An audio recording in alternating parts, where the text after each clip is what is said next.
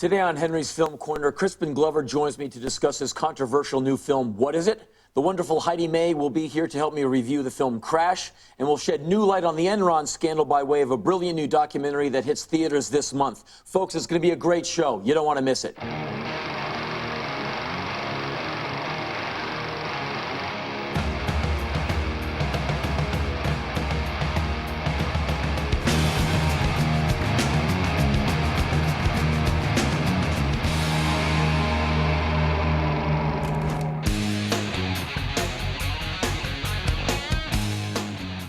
It's springtime, which means the Hollywood promotion machine is about to kick into extreme high gear.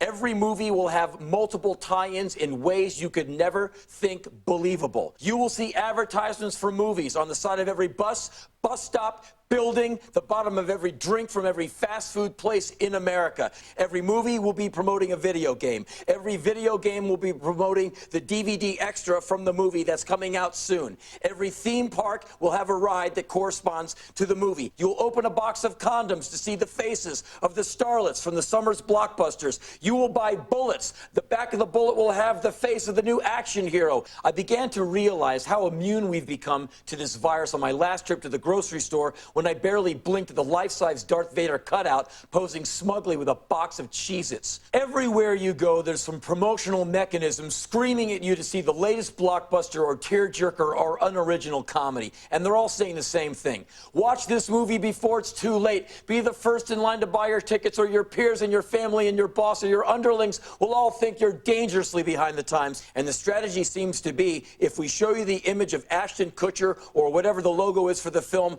enough times, you will somehow be bludgeoned into submission, where you will eventually line up, buy your ticket, and go. Do not cave into this kind of battering ram of advertising, this assault on the senses, and this belittling of your intellect. This is the movie industry choosing us for their demographic instead of us choosing them for entertainment. Henry, you need a beatdown. It's the movie business. What do you think we do at work? We put out your DVD, we make posters, we sell those posters to make more DVDs, to put out more of your art. So what's the difference? It's all relative. What I'm saying is to drive around and be so aware of you live in this world of advertising. That's America, that's capitalism.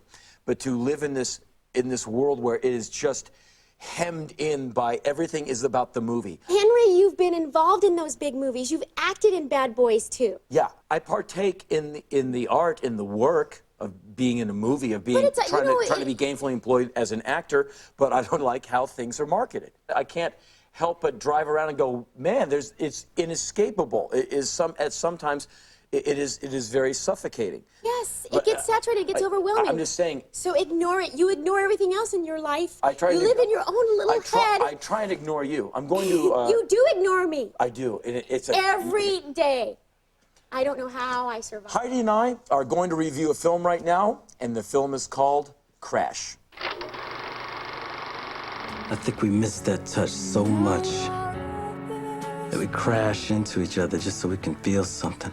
Crash is the directorial debut of writer-producer Paul Haggis, who is nominated as a writer this year for his adapted screenplay, $1 Million Baby. Haggis was inspired to write the screenplay to Crash after becoming a real-life carjacking victim in Los Angeles, which made him consider the lives of his perpetrators and his own urban isolation. In LA, nobody touches you. We're always behind this metal and glass. Crash examines the complexities of racial tolerance by intertwining several storylines representing a cross-section of cultural groups. Come on. I would have said you were Mexican, but I don't think it would have pissed her off as much. My father's from Puerto Rico. My mother's from El Salvador. Neither one of those is Mexico. Well, then I guess the big mystery is who gathered all those remarkably different cultures together and taught them all how to park their cars on their lawns?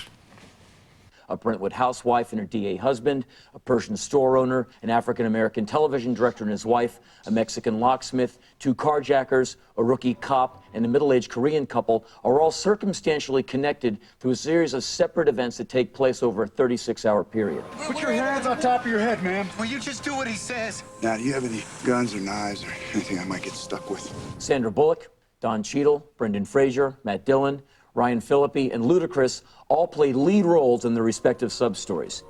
Crash is a dramatic look at modern-day racism, and it is clear from the talent participation here that Hollywood is craving opportunities to deliver an altruistic message without sacrificing entertainment value. What I need is a husband who will not just stand there. What did you want me to do? Get us both shot? So Heidi, what did you think of the film?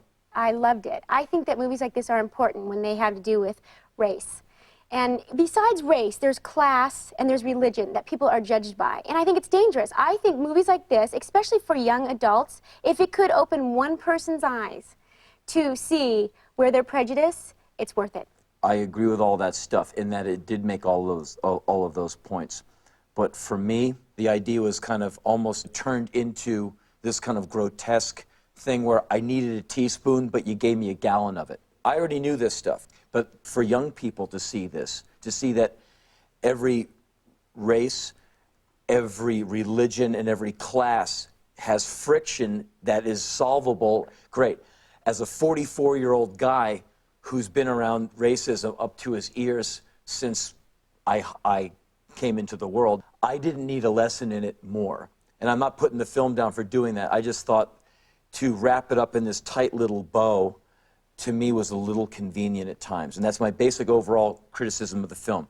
Acting overall, great. The concept, great. But there's just too many things that, like, oh, you went there right in the right time to meet that guy. Oh boy, what a crazy movie. What a crazy 36 hours that was. See, I didn't get that. I thought the little vignettes, they all worked so well together, and there was a lot of surprises. You have to admit there were a lot of surprises. When you thought one character was going to do one thing, it went the other way. There was a few things, like the scene with Tony Danza was an absolute direct shout out to Robert Townsend's Hollywood Shuffle. Some of what Matt Dillon did was an ode to American History X, and a lot of it I could see do the right thing. But I thought that the movie brought it all together very, very well. I was moved by it. I left the theater depressed and sad that we still aren't past all this. I just think it was a bit much. Huh. Henry, weren't you impressed, though, with how many talented actors decided to do a movie about an important subject? Absolutely. No one got rich making this movie. So everyone showed up because the script moved them. That's obvious. And I give them nothing but the highest compliments. But there's just too many convenient moments just to tie it up into a nice little package on a shelf. Well, I thought it was really well done. So obviously you would recommend it. I'd highly recommend the film. I want everyone to go see it and learn something and enjoy the acting. Ludicrous, unbelievable. Yes. With slight reservation, I also recommend the film. If you're a young person or if you're a parent who wants to take your kid to a film to, learn some hard lessons, I would recommend the film. I just felt like I was being sat down and given a Sunday school lesson to. So I like the film, I admire the film. It's nothing I could ever sit through again, though. Wow. Were we at the same movie? Obviously. You bug me. And now we check in with the old wise men for their thoughts on Hollywood.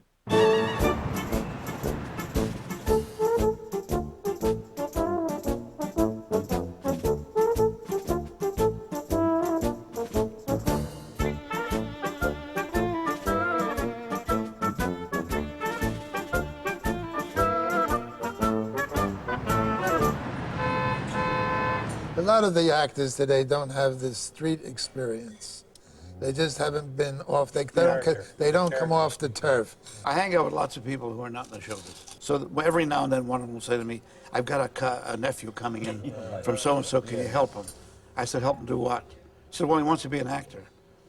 I said, well, how can I help him? They don't understand how difficult it is. No. Sure it's difficult. So all you can tell them is tell them to learn about life and the world, Right. get a job. Right. John Huston said to me, now, Richard, he said, of all the films I've ever done, I've always done my best. However, there have been times, on occasion, when my reason for doing a film hasn't been absolutely pure. He says, now, in those instances, I could see the whole thing crumble before my very eyes. And there's not a thing you can do about it. I'll tell you what I tell them. You know, when I was a kid, my mother took me to see a Broadway play with Walter Houston. And outside by the stage door after the play, she shoved me up against Walter Houston. She said, Mr. Houston, this is my son. He wants to be an actor. Do you have any advice? The most humiliating moment in my life. And I look at him, and Houston says, well, son, I would get another profession as well. Exactly what I just Perhaps said. you could be a Follow what teacher. you want to do. Get something where you can earn a steady living. That's and he right. patted my Get another. I never did it. Please, get your education. Absolutely. So that you finish your education and also you have something to fall back on. In other words, I would tell him to skip the education. If you come Wait a minute, I want to hear what they say. I would say skip the education because you could get ruined in school. There's no I don't mean the formula. education Get of your education. acting education. Let him- I mean have a degree like Oh, in that's teaching, something else. a That's degree something in real else. estate, a degree But in get your more ass. business. I would don't say mean get your that. ass out of the classroom. No, I don't mean that. That's Because no you- not acting. because in you- a classroom. you don't they learn. They don't know how to teach shit in college about acting. Hey, you you can can get out learn. of college and then learn how to act all Yeah, over again. So what? No, but I'm not talking about that. I'm talking about No, but I'm getting saying a degree. Yeah, Well, but also, something but else. Today- but today don't, children- but don't take away from the young person. A dream.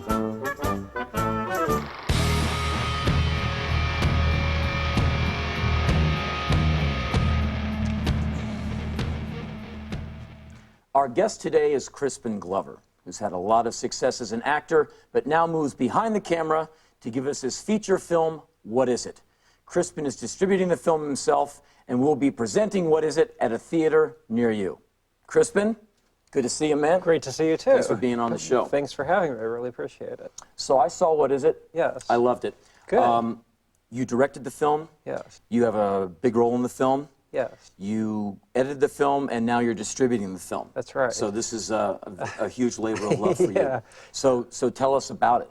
Well, it's being the adventures of a young man whose principal interests are snails, salt, a pipe, and how to get home, as tormented by an hubristic, racist inner psyche.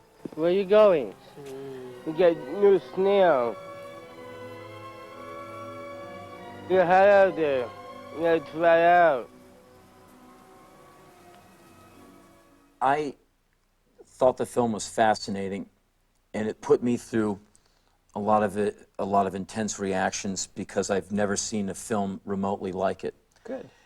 I'd like to know why you went for actors with Down syndrome and what you think you got from them and what they bring to the film. When I look at somebody who has Down syndrome, I see a history of somebody that's lived outside of the culture. And so peopling the entire movie with actors that automatically feel outside of the culture gives the feeling of a world that is completely removed from this culture. And I feel that often people learn a certain kind of social masking. And a lot of times people with Down syndrome don't have that learned social masking. And so there can almost be an innate sense that is something that a lot of actors are trying to get to that can happen just immediately. And it seems to me that this film seems to exist almost completely outside a very structured box of Hollywood expectations of a movie-seeing audience. There's, many years, even decades right now, of limited expression that's been coming across in films particularly. It's done by the corporate entities that are funding film. And I went to a corporate entity that was interested in the script. David Lynch had said he'd executive produce it, and there was a lot of interest.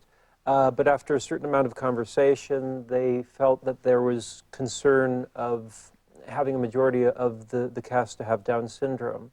When you go in on meetings, you'll often hear the words, well, we wouldn't really want to say that. And it sounds innocuous enough when you hear it, but then you think about it, it's like... That's huge. Yeah, it's self-censorship, and it's like, well, what is it you don't want to say? Why not be able to say absolutely anything? Sure, if people get mad or if people get uncomfortable, that's actually a good thing. And that, in my opinion, is the job of art. Right. It's the job, potentially the job of film. Right. I mean, not every film needs to do that, but it's what film can do. Yeah. It's what art can do, and it's what people need some time. You need your mind challenged. You need to see something that goes, what the hell was that? Right. So there's a good conversation on the way home. Absolutely. And I think with American culture, we've lost a lot of that need to challenge ourselves, to challenge what the walls, or like, you know, whatever the benchmark is or whatever. Right. I really believe I that. agree. There's the book by Friedrich Nietzsche called Beyond Good and Evil. And what a culture considers good is called good. And what a culture considers bad for the culture is called evil. But when you think about that, it becomes very clear that that's just a concept. It's an idea that is meant to keep a certain element of the society or the entire society within this constraint of what's considered good and evil. And anything that is put out by these kind of corporate entities that are making films right now seem to need to stay within what is considered right and wrong, what's considered good and evil. Anything that conceptually goes outside of that, beyond good and evil, so to speak, won't get funded.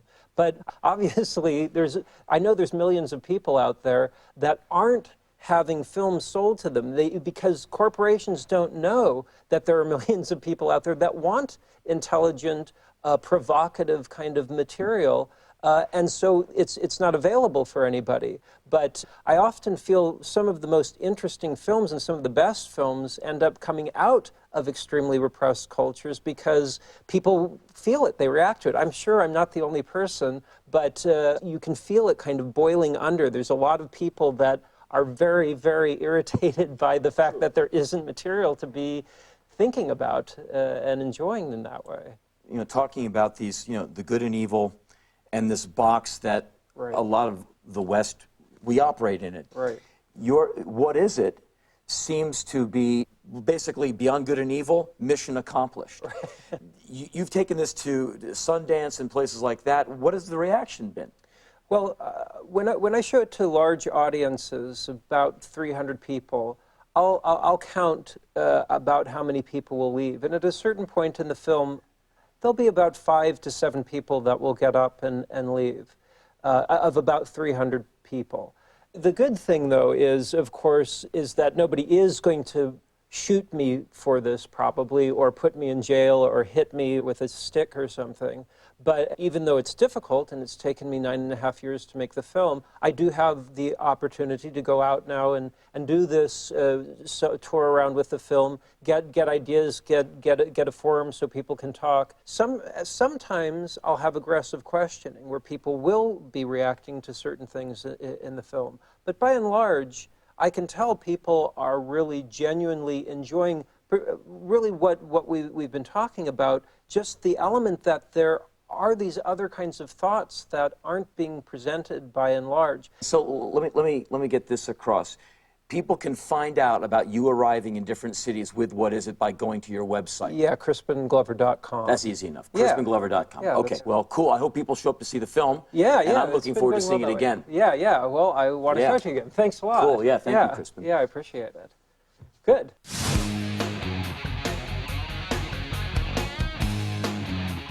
And finally, folks, a reason to rejoice. There's an amazing documentary being released in theaters this month based on the best-selling book about the Enron scandal titled The Smartest Guys in the Room by Fortune reporters Bethany McLean and Peter Elkind. This is the inside story of one of history's greatest business scandals, in which top executives of America's 7th largest company walked away with over $1 billion, while investors and employees lost everything. It had taken Enron 16 years to go from about $10 billion of assets to $65 billion of assets. It took them 24 days to go bankrupt. You remember these motherfuckers.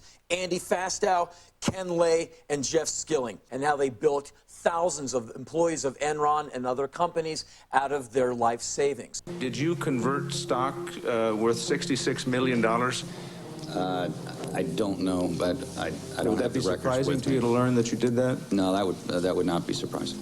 With the deregulation of power in the state of California, Enron was able to shut off and turn on the supply of electricity to the state, making the stock market go up and down with literally the flick of a switch. Those guys could just yank the California economy on its leash whenever they wanted to, and they did it, and they did it, and they did it. He just steals money from California to the tune of $1 million or $2 a day. Can we rephrase that? The blame for Enron goes across the board. Merrill Lynch was in on it. Citibank was in on it, no doubt. And he goes all the way up to the White House. George W. Bush, this cheater, this rich kid, this draft-dodging, SEC defrauding cokehead, he put a lot of distance between himself and Ken Lay and said, well, I don't really know him all that well. It's like, Mr. President, Ken Lay, he's that guy who gave your election all that money. He's the guy who spent all those nights in the White House. He's that guy next to you in the fucking picture. He's the 9-foot spear through your fucking head, you asshole.